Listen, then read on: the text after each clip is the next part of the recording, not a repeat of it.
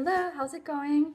This week I shared a post from Terry Real, and he said that true liberation is freedom from our own automatic responses.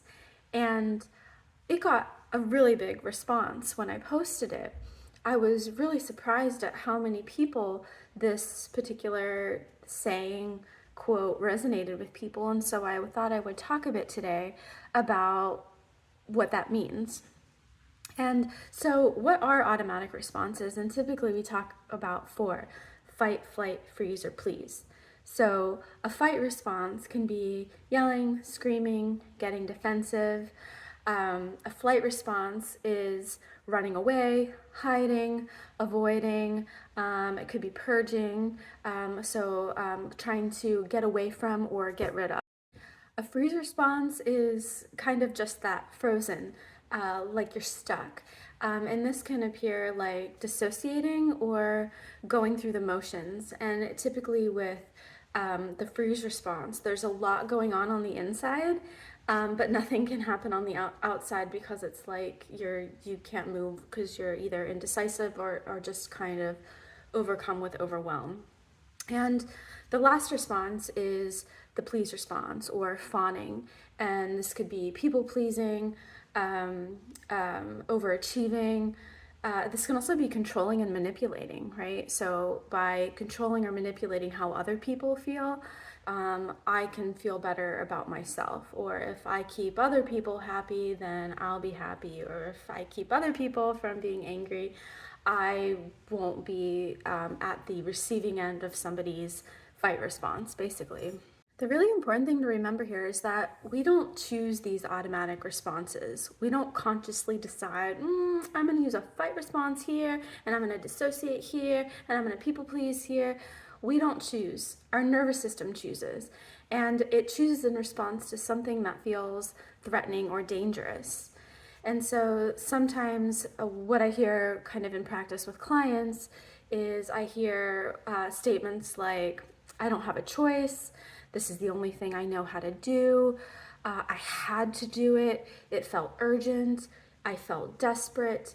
It felt critical that I had to do or not do this particular thing, whether it's a behavior or action. I don't know how I do things. I'm moving too fast, so I don't even know how I get from A to B. And then also statements like, I wish I could keep my wits about me instead of just losing. Okay, so how do we get freedom from these automatic responses? And I have three pathways for you today, and this is by no means an exhaustive list. But the first thing that you have to do is develop an awareness. Because these are adaptive tendencies, they are below our conscious awareness. And so we have to slow down enough to be able to notice and name what they are. This harkens back to that saying, I'm not sure who discovered water, but I'm pretty sure it wasn't a fish, right? Like anything that's been happening daily in your immediate surroundings isn't worthy of taking notice. So we have to slow down enough to be able to notice what's happening. Okay, the second thing that we need to do is build safety, and this is critical, and this is the foundation of all the work that I do with clients. It's absolutely necessary before we do anything. When nothing feels safe, everything is dangerous. If everything is dangerous, we're going to be in a constant state of threat. And so we have to learn to discern the difference between a match and a forest fire. We have to build the capacity to be able to hold a new experience and let it be able to stick and land there. All right, and lastly, freedom comes after finding something to replace the automatic behavior with.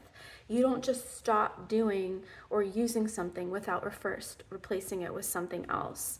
I often hear a lot of times when people first start working with me, they're really afraid that I'm going to take away their coping strategy or their mechanism of how they feel safe. And I always assure them that I am not taking away anything. They can keep doing whatever they're doing until we find enough safety to replace it with something that is more useful to them. So we need to have something to grasp onto. We need to have something to be anchored to turn our attention to. And again, I think this is why so many people struggle to make changes, is because they they get their coping strategy taken away, or they decide to stop whatever they're doing cold turkey, and then they try to muscle through discomfort without having anything else to hold on to, or without feeling like something has their back.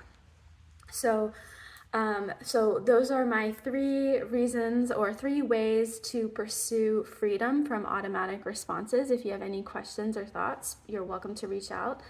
I hope this was helpful for you, and thank you for watching.